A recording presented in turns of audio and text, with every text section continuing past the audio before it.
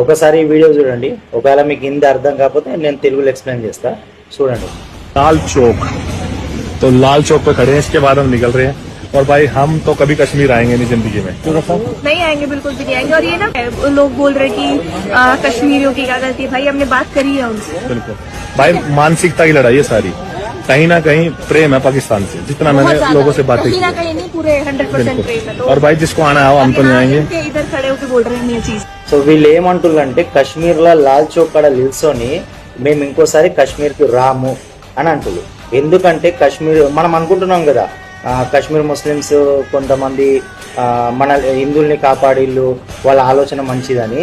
వీళ్ళు ఏం చెప్తున్నారంటే కాశ్మీర్ ముస్లిమ్స్ కూడా పాకిస్తాన్ మీద ప్రేమనే ఉంది, కొంచెం కూడా కాదు, వాళ్ళు మొత్తం పాకిస్తాన్లోనే థింక్ చేస్తుళ్ళు, పాకిస్తాన్లోనే మొత్తం ఆలోచిస్తుళ్ళు అని మంచిగా చెప్తుళ్ళు. సో మనమే పిచ్చోళం అవుతున్నాం అంతే.